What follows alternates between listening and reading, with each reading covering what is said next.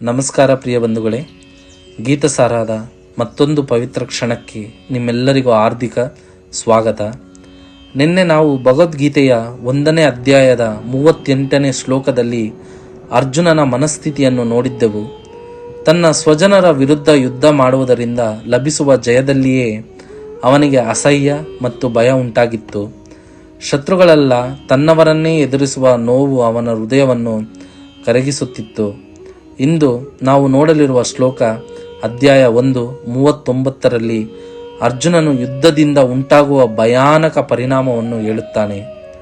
ಕುಟುಂಬ ನಾಶವಾದರೆ ಧರ್ಮವೂ ನಾಶವಾಗುತ್ತದೆ ಎಂಬ ಅತ್ಯಂತ ಗಂಭೀರ ಸತ್ಯವನ್ನು ಅವನು ಉಚ್ಚರಿಸುತ್ತಾನೆ. ಈ ಶ್ಲೋಕ ನಮ್ಮ ಸಮಾಜಕ್ಕೂ ನಮ್ಮ ಕುಟುಂಬಕ್ಕೂ ಮತ್ತು ನಮ್ಮ ವೈಯಕ್ತಿಕ ಜೀವನಕ್ಕೂ ಬಹಳ ದೊಡ್ಡ ಸಂದೇಶವನ್ನು ಕೊಡುತ್ತದೆ. ಬನ್ನಿ ಈ ಶ್ಲೋಕದ ಅಂತರಾರ್ಥವನ್ನು ತಿಳಿಯೋಣ. ಅಧ್ಯಾಯ 1 ಶ್ಲೋಕ 39. ಕುಲಕ್ಷಯೇ ಪ್ರಣಶಂತಿ ಕುಲಧರ್ಮಃ ಸನಾತನಃ ಧರ್ಮೇ ನಷ್ಟೇ ಕುಲಂ ಕೃತ್ಸ್ಯ ಮದಮೋರ್ಬಿವತ್ಯುತ.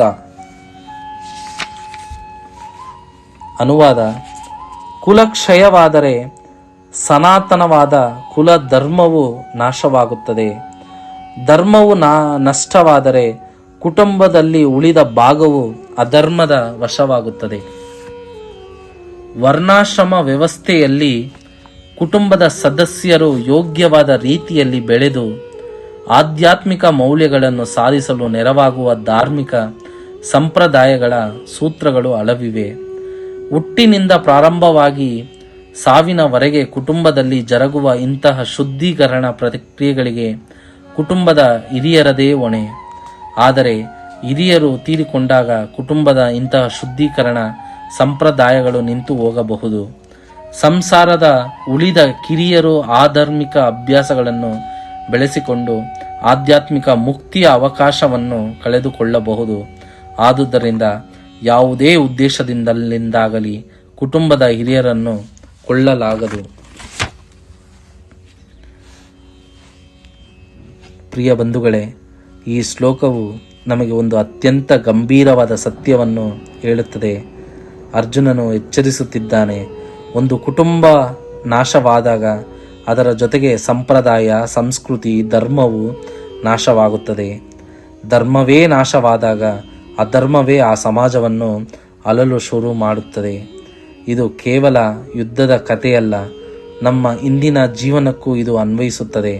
ಕುಟುಂಬ ಮೌಲ್ಯಗಳು ಕುಸಿದಾಗ ನೈತಿಕತೆ ಕುಸಿಯುತ್ತದೆ ಮತ್ತು ಸಮಾಜದಲ್ಲಿ ಗೊಂದಲ, ಅಶಾಂತಿ ಹುಟ್ಟುತ್ತದೆ. ಆದ್ದರಿಂದ ಗೀತೆಯ ಸಂದೇಶ ಸ್ಪಷ್ಟ: ಕುಟುಂಬವನ್ನು ಉಳಿಸೋಣ, ಧರ್ಮವನ್ನು ಉಳಿಸೋಣ. ಅದೇ ನಿಜವಾದ ಅಭಿವೃದ್ಧಿ. ಈ ಪವಿತ್ರ ಗೀತ ಜ್ಞಾನ ನಿಮಗೆ ಉಪಯುಕ್ತವಾಗುತ್ತಿದ್ದರೆ ದಯವಿಟ್ಟು ಗೀತಸಾರ ಚಾನಲನ್ನು ಸಬ್ಸ್ಕ್ರೈಬ್ ಮಾಡಿ, ವಿಡಿಯೋಗೆ ಲೈಕ್ ಮಾಡಿ ಮತ್ತು ನಿಮ್ಮ ಸ್ನೇಹಿತರಿಗೆ ಶೇರ್ ಮಾಡಿ.